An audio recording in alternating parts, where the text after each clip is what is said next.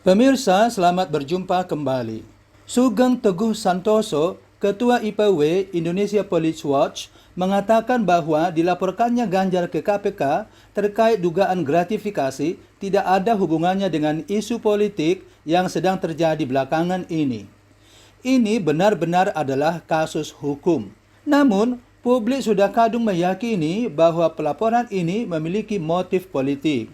Paling tidak ada 3 alasannya. Alasan pertama, IPW adalah Indonesia Police Watch. Misi IPW sesuai namanya sesungguhnya adalah mengawasi kinerja kepolisian, bukan mengawasi kasus-kasus korupsi di luar kepolisian. Namun demikian, bila IPW bersedia mengurusi kasus-kasus korupsi seperti yang dilakukannya saat ini, hal itu sesungguhnya tidak menyalahi peraturan apapun. Namun secara etika, ada baiknya jika IPW lebih fokus pada pengawasan kinerja kepolisian. Sebab hal-hal yang berurusan dengan korupsi sudah ada lembaganya tersendiri, yakni ICW atau Indonesian Corruption Watch. Sebenarnya tidak sedikit kinerja kepolisian yang harus diawasi, apalagi lembaga yang secara resmi menamakan dirinya sebagai pengawas kepolisian, mungkin baru satu-satunya adalah IPW. Sehingga masyarakat sangat membutuhkan IPW untuk lebih fokus pada pengawasan kinerja kepolisian. Lalu, kenapa IPW harus mencampuri urusan korupsi di luar kepolisian, kalau bukan karena bermotif politik?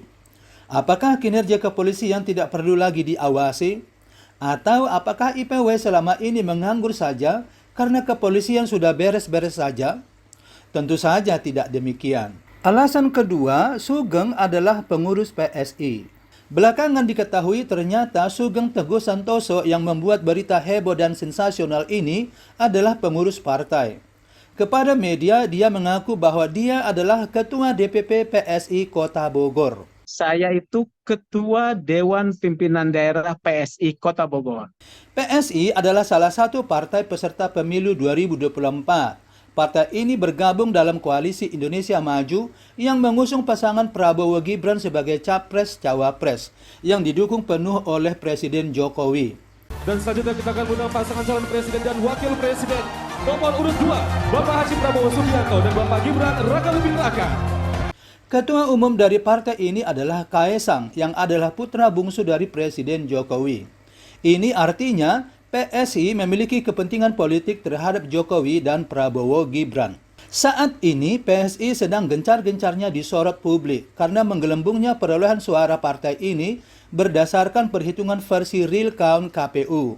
Penggelembungan suara ini diduga bertujuan agar partai yang dipimpin putra bungsu Jokowi ini dapat mencapai ambang batas 4% untuk lolos ke Senayan. Meskipun kepada media, pejabat-pejabat partai ini membantah adanya permainan di balik naiknya perolehan suara tersebut, namun publik meyakini bahwa penggelembungan ini didasarkan pada sebuah kecurangan. Alasan ketiga, wacana hak angket di DPR. Saat ini sedang bergulir wacana hak angket di DPR. Bahkan masyarakat pun sudah banyak yang demo mendesak DPR agar menggunakan hak angketnya untuk menyelidiki adanya kecurangan dalam pemilu 2024 ini yang oleh publik banyak dinilai sebagai pemilu brutal. Jika hak angket ini benar-benar dilaksanakan, maka akan dapat menyasar Presiden Jokowi yang dapat berujung pada pemakzulan. Tentu hal ini perlu dicegah supaya jangan sempat terjadi hal yang terburuk kepada Jokowi yang pada gilirannya nanti dapat berimbas kepada PSI dan Prabowo Gibran. Seperti yang sudah disebutkan sebelumnya, PSI adalah pendukung koalisi Indonesia Maju yang mengusung Prabowo Gibran sebagai Capres dan Cawapres. Tentu saja PSI memiliki kepentingan terhadap Prabowo Gibran dan Jokowi. Demikian pula Jokowi tentu saja memiliki kepentingan untuk menjaga dan memenangkan PSI, menyusul adanya keretakan hubungannya dengan PDIP. Dan Gibran adalah anak kandung Jokowi yang konon kabarnya direncanakan sebagai penerus kekuasaan Jokowi di pemerintahan. Nah, bagaimana supaya hal terburuk tidak akan terjadi baik kepada Jokowi maupun kepada PSI, apalagi kepada Prabowo Gibran? Maka perlu dicari strategi jitu. Biasanya, jika ada kasus-kasus yang demikian ini, maka strategi paling efektif yang dapat digunakan adalah strategi pengalihan isu.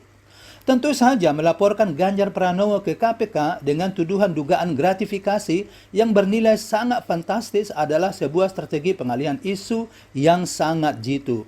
Kenapa? Karena Ganjar adalah kader PDIP dan adalah juga capres. Artinya, publik akan sangat tercengang-cengang dan terkaget-kaget jika dia dilaporkan ke KPK. Apalagi sampai disuruh memakai baju oranye KPK.